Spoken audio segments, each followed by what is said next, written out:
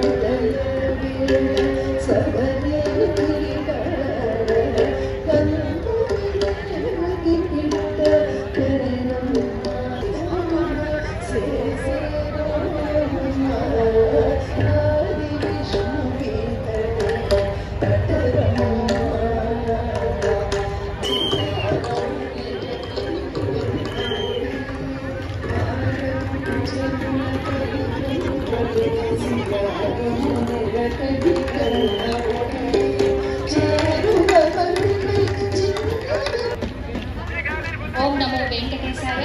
శ్రీవారి కళ్యాణోత్సవానికి విచ్చేసిన భక్తులందరికీ స్వాగతం. కళ్యాణోత్సవం మరి కాసేపట్లో ప్రారంభం కానున్నది. ముఖ్య అతిథులు కూడా విచ్చేయనున్నారు. శ్రీవారి సేవకులు అలాగే గ్యాలరీ ఇన్ఛార్జీలందరూ కూడా ఆహార పదార్థాలని భక్తులకి అందజేయవలసిందిగా కోరుతున్నాము. భక్తులందరూ కూడా గ్యాలరీలో మీ సీట్లలో సంయమనంగా కూర్చోవలసిందిగా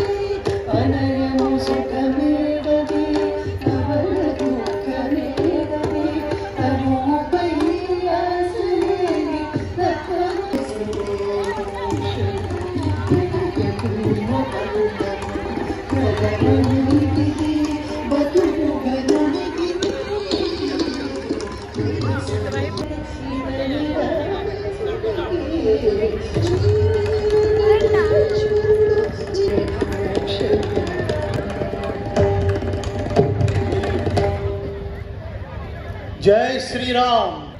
భూలోకమంత పీట వేసి చేయబోతున్న శ్రీ శ్రీనివాస కళ్యాణాన్ని కోట్లాగ కళ్యాణంగా జరగబోతోందో అలాంటి మహాత్ములు శ్రీ ఫల్గుణ్ గారికి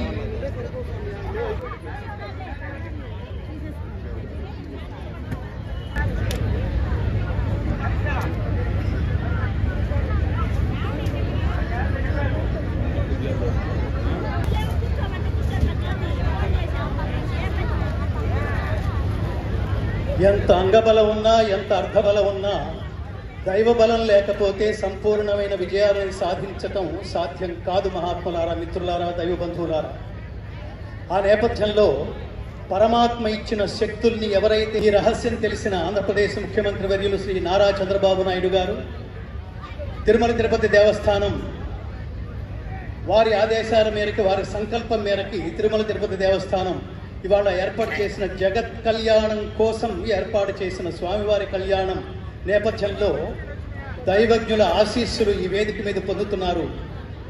మాన్య ముఖ్యమంత్రి వర్యులు ఆంధ్రాన్ని ప్రపంచానికి, తెలుగు ప్రపంచానికి అంకితం చేస్తూ స్వామి వివేకానందకు ఒక గొప్ప మాట అంటారు, అదే భగతి పాడు.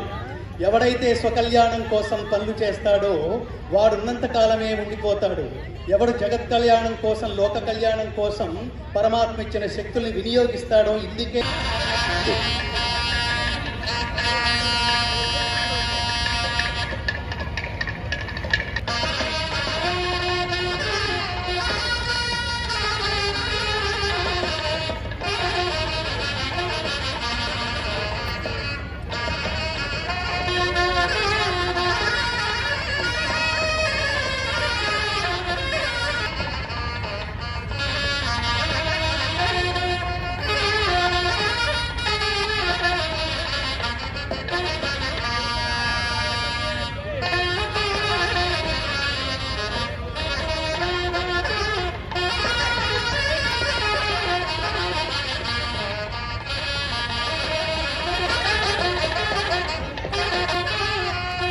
ఎంతటి భక్త సులభుడంటే పరమాత్మ కావాల్సింది ధన కనక వస్తువ శక్య అహమేవం విదోర్జున జ్ఞాతుం ద్రష్టుంచ తత్వేన ప్రవేష్టుంచ పరంతప. ఒక్క తులసి దళానికే పరమాత్మ ఎంత అనుగ్రహించాడో మనందరికీ తెలుసు. కాబట్టి కావలసిన క్వాలిఫికేషన్ విశిష్టమైన కార్యక్రమం అమరావతి. ఈ పట్టణంలో ఈ అమరావతి వేదికగా ప్రపంచం ఆశ్చర్యపోయే, ప్రపంచం ఆనందించే గొప్ప స్థితికి తీసుకువెళ్లాలనే సంకల్పం ఈరోజు ఈ వేదిక మీద స్వామివారి సమక్షంలో జరగబోతోంది. అమరావతి అభివృద్ధికి ఈరోజు విశేషమైన పునాది పడబోతోంది.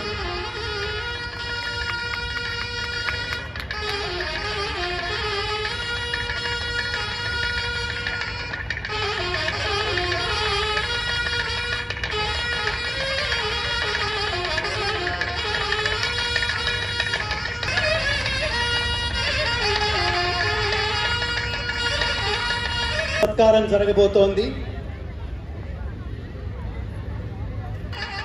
వీక్షిద్దాం, తరిద్దాం.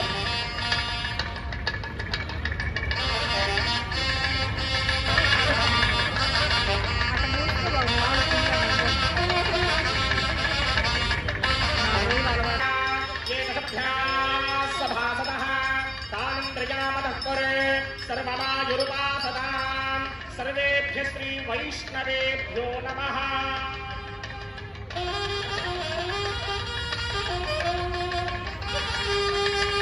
इदं ब्रह्ममुनिमहे ब्रह्मणे ये देशं प्रणयेतः तेभ्यो न इन्द्रस्य विदोतविष्णुर्विश्वे देवामञ्जनवरदस्वस्या अस्मिन् देवं वर्णमावाहयतां प्रभाते पद्मानां